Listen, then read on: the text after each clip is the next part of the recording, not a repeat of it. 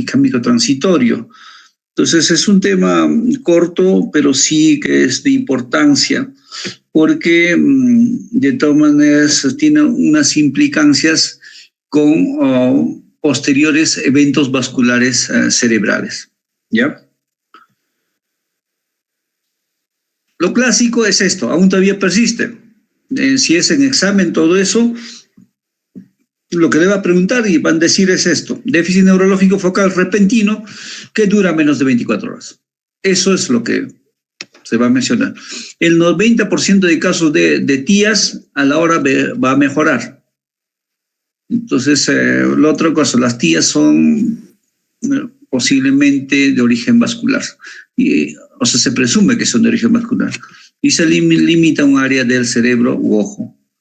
Entonces, este dato es muy importante, entonces, porque también tiene que ver, como la vez anterior le mencioné, el ojo es parte de esta estructura del cerebro, y con la cual va a estar perfundido por arterias específicas. Esta definición todavía es antiquísima, o sea, por ejemplo, en el artículo 2002, ahí lo refrendan. Pero hay tendencias de esto modificar, pero aún todavía persiste. La propuesta de que cómo debe definirse un TIA es que sea un episodio breve de disfunción neurológica causada por una isquemia focal del cerebro o retina, con síntomas clínicos que generalmente duran menos de 1 hora y que no haya evidencia de infarto agudo. O sea, eso es la propuesta, aún todavía está en propuesta, y eso es lo que un poco se viene trabajando. ¿Y por qué es esta propuesta? ¿A qué se basa? ¿A qué se sustenta? Es que en una duración de 24 horas de síntomas, o sea, no va a delimitar con precisión a los pacientes con o sin infarto cerebral. Esto es es un cuadro donde menciona que se encuentran anormalidades, o sea, en resonancia magnética en pacientes con episodios neurológicos transitorios, entonces, en los diferentes tiempos. Entonces, acá, por ejemplo, han puesto de 0 a 1 hora, o sea, han encontrado que haya una hiperintensidad, entonces casi un 33%. Pero cuando hay 1 o 2 horas, igualmente un 29%. Y así sucesivamente, por ejemplo, cuando he encontrado entre 18 y 24 horas, casi un 49% ha encontrado hiperdensidad. Entonces, casi van a ver, o sea, a medida que van aumentando las horas, en ellos se van estableciendo mucho más las hiperintensidades. Entonces, dice, entonces, ¿cuál va a ser? O sea, va a ser, si encuentras que hay lesión cerebral, entonces esto no retrasa más la intervención. Entonces, eso es un poco el cuestionamiento. Entonces, la definición de TIA con duración máxima de 24 horas tiene posibilidad de retrasar inicio de tratamiento eficaces para el stroke. Entonces, como acá se muestra, ¿no? Si acá ya está establecido, o sea, que a la hora que hay hiperdensidades, que ya hay lesión establecida con resonancia magnética, entonces, ¿por qué esperar más del usual? Entonces, eso es un poco la preocupación y de paso el cuestionamiento. Entonces, por ejemplo, acá una isquemia de 5 horas. Como van viendo, miren, en la difusión, esto es la resonancia en T2, esta es la difusión. Entonces, con su coeficiente de difusión, como están viendo la hipointensidad, esta es la hiperintensidad. Entonces, y esto me va diciendo, por ejemplo, si a las 5 horas sí hay esta lesión que yo veo, entonces, y esto ya me orienta que hay una lesión establecida. Entonces, por eso el cuestionamiento es que, mira, esto ya debe ser un infarto, o sea, tratarse como un infarto, y hay que tratar como infarto. ¿Por qué solamente como TIA? Entonces, esos son los cuestionamientos que se vienen realizando. Entonces, epidemiológicamente la incidencia anual de TIA es casi del 35 por 100.000. O sea, si hablamos 35 por 100.000, o sea, eso lo multiplicamos por 7, casi 250 TIAs hay en Ayacucho. Me refiero al ataque isquémico transitorio, ¿ya? O es que sea 28, o sea, 27 TIAs por 100.000, o sea, de acuerdo a una población estandarizada con Europa. Entonces, hay incidencias anuales en varios estudios, como están viendo acá. Entonces, donde se incluye las TIAs en número, entonces si la incidencia es como acá, es variable entre 28, 40, 35 hasta 98 casos por 100.000 habitantes.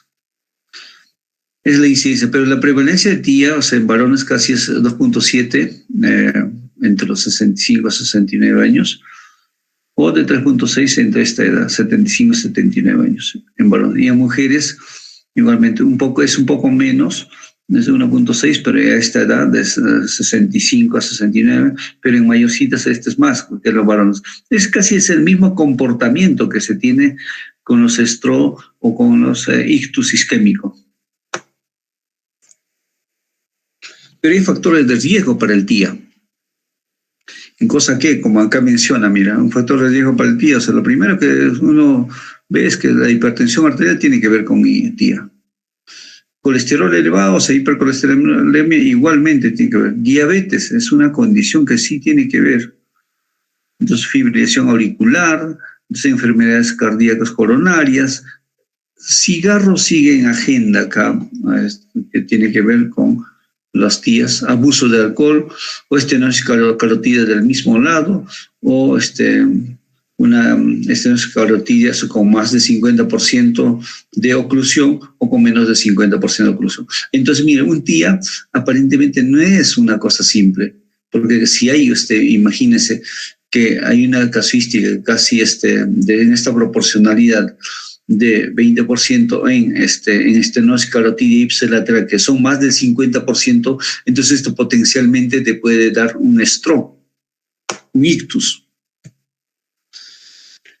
Entonces, ¿cómo se da este TIA? Entonces, en concreto, igual que un ictus isquémico, oclusión de vaso. ¿Y esto qué me va a condicionar? Isquemia. ¿Qué más me va a condicionar? Liberación de glutamato. ¿Qué me va a condicionar? O sea, estos procesos, la liberación de glutamato, o sea, a través de los receptores, influjo de calcio y sodio, igualmente con isquemia, o sea, falla energética. Entonces, este influjo de calcio que va a condicionar daño mitocondrial, fenómenos apoptóxicos, liberación de iones superóxido. Entonces, va a haber proteólisis, o sea, va a haber alteración de la estructura, o sea, de la membrana celular, y hay muerte celular. Entonces, ante esta oclusión, entonces hay procesos de trombólisis o trombectomías. Entonces, ¿esto para qué? O sea, con el objetivo de reperfundir. Entonces, o que hay con una respuesta inflamatoria, adhesión de leucocitos, producción de ácido araquidónico, lipólisis.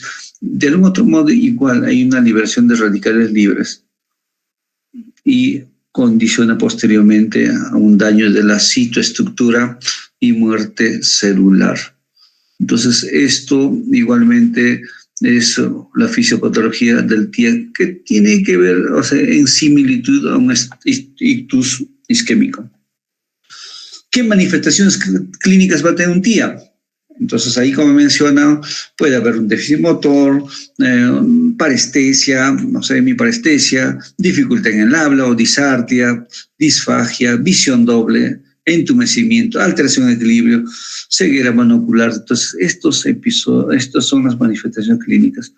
De acuerdo a unos estudios, o sea, parálisis unilaterales, en que parece que simula un TIA casi un 29%, porcentaje de TIAs que es 58%, deterioros cognitivos y pérdidas de memoria que se van dando alguien que son TIAs que siguen 2 a 12%, cefaleas también se presenta en esta entidad, igual que un ictus isquémico, visión borrosa, disartria, hemianopsias, como están viendo ahí. Entonces, cegueras monoculares transitorias, diplopias. Entonces, son estas entidades que se van, mejor dicho, son estas manifestaciones que se van dando en un paciente con TIA. ¿Cómo hay que manejar un paciente con TIA? ¿O cómo hay que diagnosticar? O sea, evaluación inicial. Entonces, dentro de las 12 horas es que debemos detectar, ¿es TIA o no es TIA? Evaluación completada dentro de las 48 horas. De todas maneras, un TIA igualmente hay que hospitalizar. ¿Para qué? Para que haya una terapia temprana y haya una prevención secundaria. ¿Qué exámenes voy a pedir? Igual que como cualquier proceso isquémico, hemograma, electrolitos séricos, creatinina, glucosa, lípidos en sangre. Entonces, asimismo, es muy importante el electrocardiograma. Dentro de las 48 horas es muy importante. Estudios de imágenes cerebrales, tomografía o resonancia dentro de las 48 horas, eso debe tenerlo. Imágenes vasculares, imágenes de la carótida, angiotomografía o angioresonancia, mucho más se prioriza como la angiotomografía o Doppler transcranial en 48 horas. Entonces son estas conductas lo que uno debe realizar en un paciente con TIA. Entonces hay un algoritmo como cualquier STRO, TIA, entonces casi están en la misma similitud, pero importante, hay que hacer primero su ABC. Su glucosa, obtienes imágenes a nivel cerebral, si hay una isquemia, entonces un estrés isquémico o hay una hemorragia, ¿no? Entonces, si es una isquemia o bien hacer trombolisis o trombectomía y luego hay que determinar qué tipo de enfermedad padece. Está fibrilando, problemas carotídeos, qué sé yo. Entonces, si vas a usar warfarina, no vas a usar warfarina, eso viene posteriormente. Entonces, en ensayos, o sea, de tratamiento, ¿cuáles son más efectivos? Se ha visto que en 15,000 participantes en 2 ensayos aspirina versus para el control, o sea, de prevención. Entonces, como están viendo ahí, por ejemplo, estos son el riesgo de recurrencia, entonces en el cual se ha visto, o sea, en el control y con aspirina. Con aspirina reduce, entonces donde hay que, la aspirina, eso es el gol estándar para este tratamiento. Entonces, en cualquier estrés isquémico, o sea, donde hay intervención con aspirina va a haber reducción. Entonces, en estos, por ejemplo, participantes con TIA y un stroke mínimo o solo un stroke pequeño, igualmente que como cualquier otro participante con un estrés isquémico, entonces la reducción, o sea, significativa de con el uso de la aspirina, o sea, eso es muy considerable y de paso es muy significativo estas diferencias que se tienen. Igualmente, en estos participantes que más se encontraron, cuando hay sangrado estrés-isquémico fatal, o sea, entonces con la aspirina y con el control. Entonces, de todas maneras,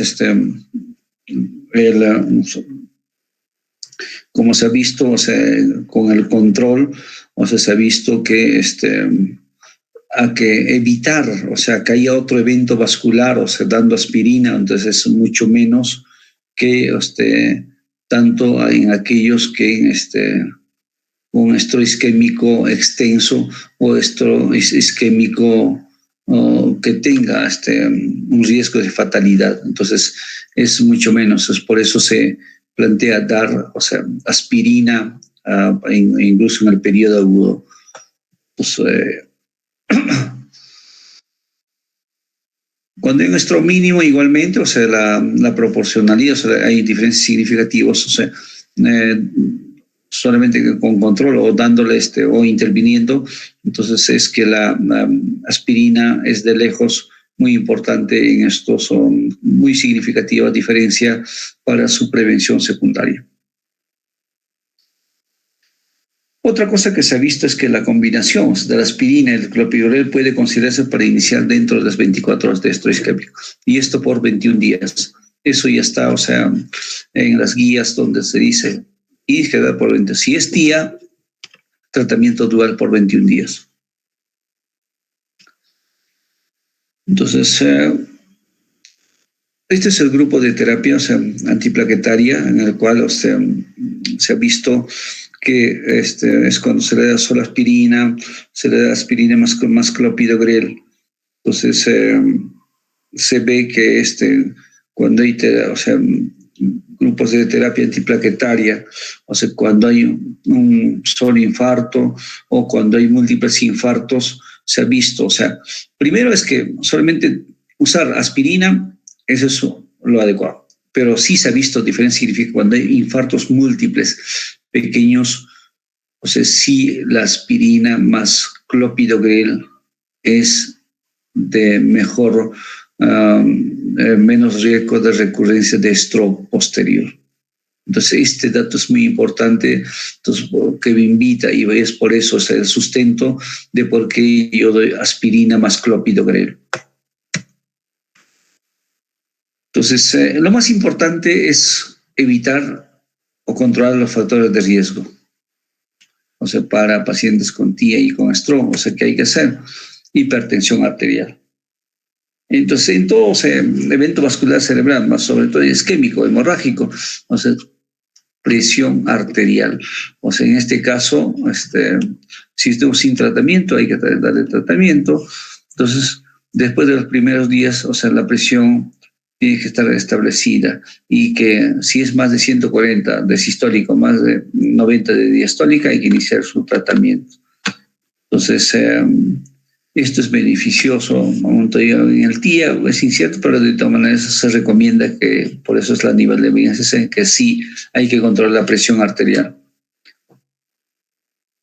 Dislipidemia se recomienda tratamiento con estatinas, o sea, con efectos de reducción de lípidos para reducir el riesgo de stroke o eventos cardiovasculares entre pacientes con estrés isquémico o ataque isquémico o TIAs, entonces que son de origen aterotrombótico, entonces mucho más, o sea, y el uso de estatinas es muy importante.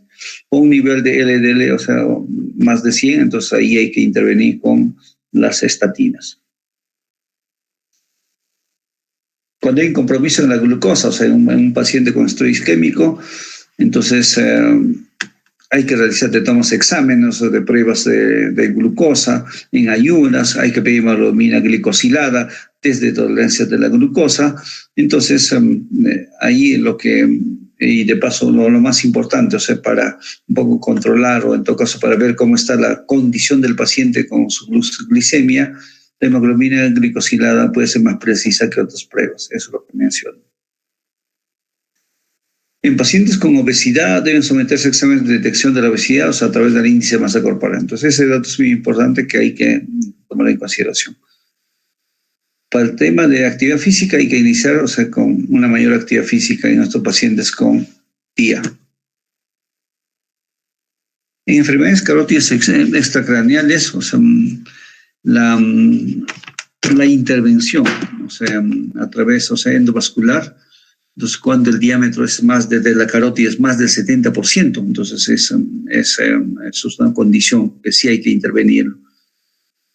Y cuando es más del 50%, bueno, no es tanto invasiva, pero hay que estar, o sea, hay que, de algún otro modo tiene que entrar el plan de cateterismo posterior o actividades no invasivas, ¿no? Una cosa que sí saben pacientes contigo con stroke es la enfermedad de fibrilación auricular. Entonces, hay que monitorear, sobre todo en este mes, en el mes del evento que le dio.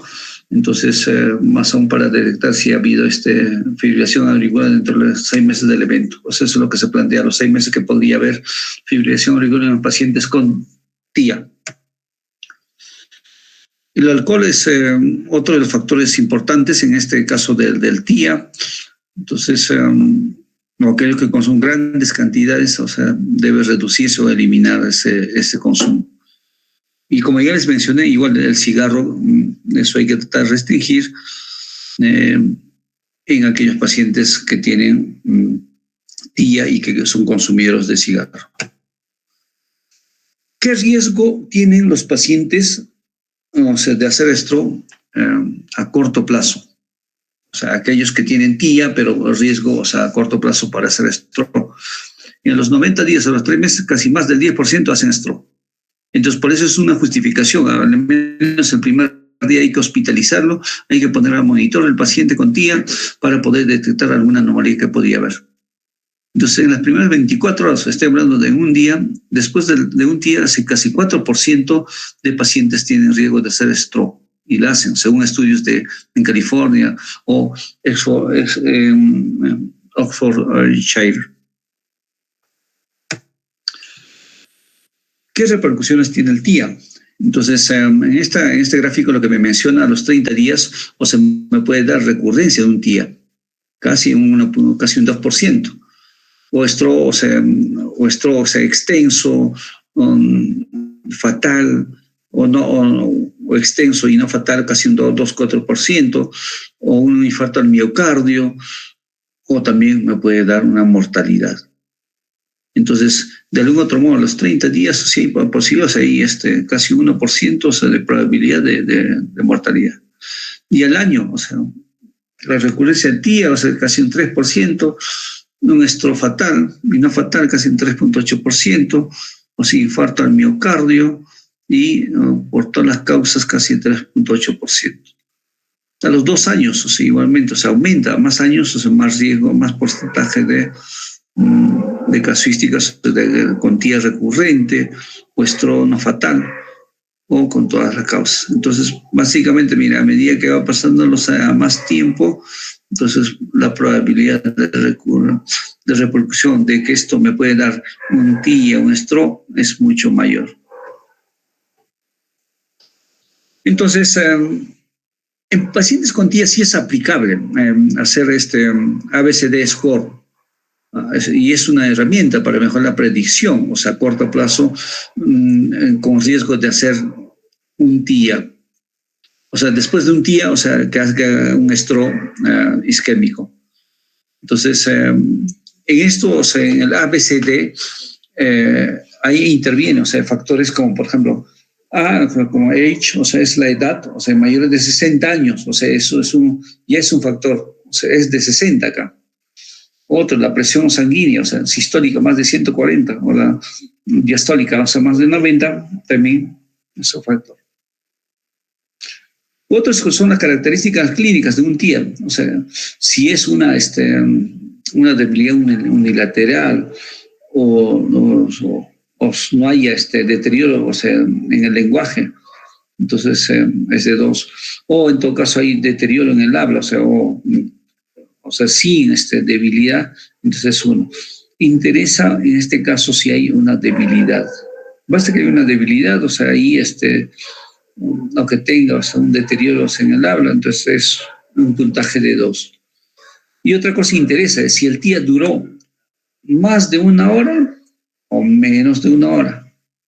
Entonces es muy importante con esta valoración, o sea, del ABCD, ver el pronóstico de un paciente con TIA, pero que potencialmente puede ser el stroke. Entonces, este ABCD score, o sea, mejor dicho, este ABCD score, entonces, donde han hecho esa evaluación, o sea, a medida que va pasando los días, y vemos, o sea, mayor porcentaje, o sea, de riesgo de stroke. Por ejemplo, un paciente, o sea, con score, o sea, por ejemplo, más score, pero se ve que hay más porcentaje de riesgo de hacer stroke. Entonces, por ejemplo, acá, ¿no? A los 90 días, o sea, con score más, tienen una posibilidad de cerca de más del 20% de hacer un stroke. Entonces, por eso es que hay la escala, o en todo caso el score ABCD interesa, o sea, para pronosticar a pacientes que van a tener un stroke isquémico. Entonces, el pronóstico en este caso, o sea, aquellos, o sea, con fibrilación auricular incluso es mayor. pacientes con fibrilación auricular, comparado, o sea, con aquellos que tienen fibrilación o que han sido resueltas, y van a ver que la mortalidad, por ejemplo, en aquellos que se han resuelto, o sea, es menos que aquel que no se ha resuelto. Eso es lógico, ¿no? Entonces, de todas maneras, mira, y una cosa, esta gráfica más se ha puesto pensando en que pacientes con TIA, o sea, pueden tener fibrilación, y se da situaciones. Un TIA, otro TIA, o sea, y después se hace un monitoreo, el paciente está fibrilando. Entonces, a razón de esto es que se ha puesto de gráfica un poco para que tengan mensaje pacientes reitero, con TIA pueden estar fibrilando. Entonces, ¿con qué debo hacer una precisión, o sea, un diferencial? O sea, un TIA con tumores cerebrales, con infecciones del sistema nervioso central, con meningitis, encefalitis, donde puede haber cefalea, fiebre, confusión, o con traumas que ha habido, hipoglicemias, migrañas es una parte, ¿no? O sea, donde el paciente puede tener cefaleas severas, puede fotofobia, esclerosis múltiple, donde ves diplopia, entonces eso también puede ser un diferencial para un TIA. O una hemorragia subaracnoidea, o sea, donde hay cefalea de inicio súbito, ¿no? Y fotofobia. O un vértigo central, ¿no? Que puede confundirse un paciente con TIA. Chicos, eso es todo. ¿Preguntas?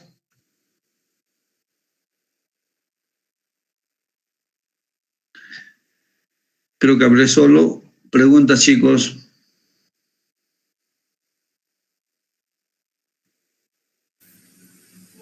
Chicos, preguntas si tienen duda, por favor.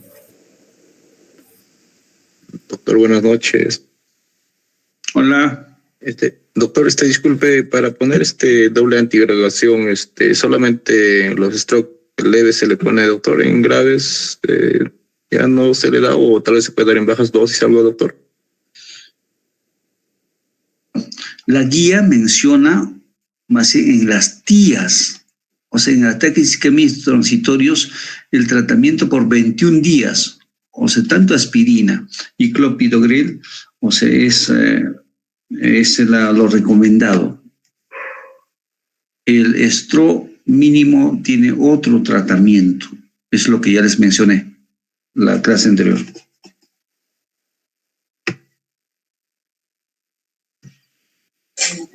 Doctor, buenas noches. Doctor, Hola. en el caso de un SB isquémico y que el paciente haya amanecido con los síntomas, ¿no? ¿Cómo nosotros valoramos cuánto tiempo ha tenido desde el inicio de la enfermedad, doctor? Claro, interesa, o sea, en qué escenario estaba, ¿no? A qué hora descansó el paciente, todo eso. Y a veces uno no sabe, o sea, a qué hora descansó el paciente, todo eso. Entonces ahí hay una controversia en qué momento tomar, ¿no? Entonces lo que sí se plantea es que a la hora que descansó, es que eso es lo que en algunos, o sea, deberían tomar la hora del tiempo de enfermedad.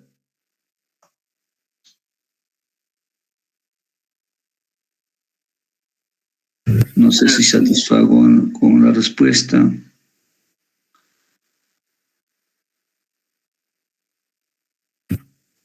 Doctor, buenas noches. Quería hacerle una consulta. Había leído sobre la prevención secundaria tras un SB isquémico, que también se puede dar la aspirina junto con el clopidogrel. Entonces, en ese caso, también serían 21 días, en caso de que un paciente haya salido de un SB isquémico, administrar la aspirina, doctor. A ver. Yo ahí les he leído incluso la guía. O sea, en el estrés isquémico, el tratamiento es único, o sea, con un solo antiagregante. Entonces, salvo algunas condiciones, pero la generalidad es que solamente sea con una medicación. En este caso, la aspirina es el tratamiento de elección.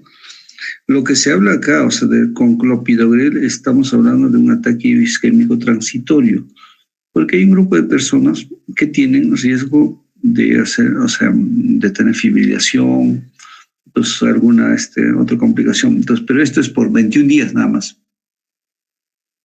En cambio, el tratamiento sería bueno que lo revisen las guías, o sea, de estro isquémico es diferente. ¿Ya? Está bien, doctor, muchas gracias.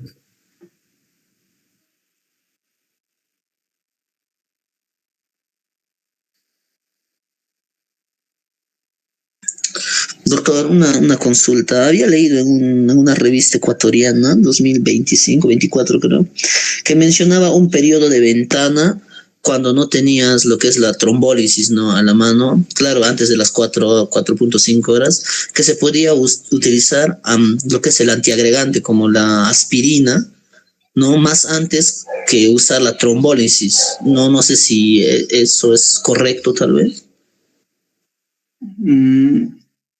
¿Y por qué estás leyendo guía ecuatoriana? No, la verdad, mira, ya ahí está bien establecidas las guías. O sea, la guía americana e incluso la guía europea, ya ahí plantean, mira, primero, no, más bien no hay que dar antiagregantes. O sea, si estás pensando, planificando hacer trombolisis, no es lo adecuado. Incluso se ha visto, o sea, mayor probabilidad de sangrado si tú haces trombolisis y tú antiagregas. Solamente durante las 24 horas y está, o sea, incluso ahí sí está su nivel de evidencia, incluso su clase, con su clase, es más de beneficio, o sea, solamente no usar, o sea, durante las 24 horas antiagregante. No, sí, doctor. No era guía, sino era un artículo nomás de SB que trataba, ¿no? Y te mencionaba que si no podías, como para retrasar la trombólisis, podías utilizar un periodo de ventana con antiagregante y luego de ahí ya o sea, te daba un poco más de tiempo para poder utilizar la trombólisis, ¿no? Normalmente es 4.5, podías utilizarla hasta 6, 7 horas, algo por ahí, con ese periodo de ventana, doctor. Pero ya, así está, doctor. No, pero está bien, pero no está, eso no está contemplado en ninguna guía, o sea, o en todo caso, sí, dime, ¿y ese estudio, o sea, tiene algún respaldo? O sea, ¿qué nivel de evidencia es? No le podría decir, doctor, sino Claro, que pues, me salió y ahí mencionaba que se podía hacer, es un periodo de ventana cuando, o sea, para que puedas retrasar un poco más la trombólisis, doctor. Solamente eso mencionó. No, en todo caso hay que revisar, pero no, que sepa, no. Ya, doctor.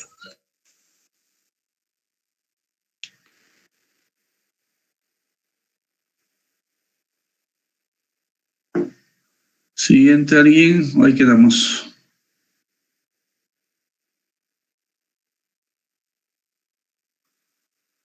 ¿Quedamos? ¿Alguna pregunta, Casanova? ¿Está Casanova o no?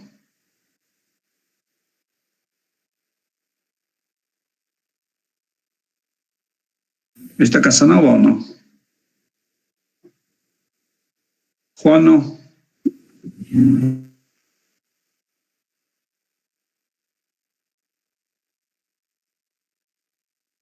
Bueno, Jonathan, creo que ahí estamos quedando. Yo, doctor, muchas gracias. Doctor, Bien. la siguiente clase, ¿cuándo la podemos realizar, por favor? Un favor, mañana, mire, yo te confirmo, no sé cómo va a ser mi día, lo que pasa es que mañana voy a estar en Lima. Entonces, pero el domingo sí o sí vamos a hacer clase. A las 3 por ahí, ¿ya? Nos coordinamos la hora. Yo, doctor, un favor para bueno, poder... mañana a las 12 por ahí, ¿ya? Coordinamos. Ya, yo, doctor, también gracias. Doctor,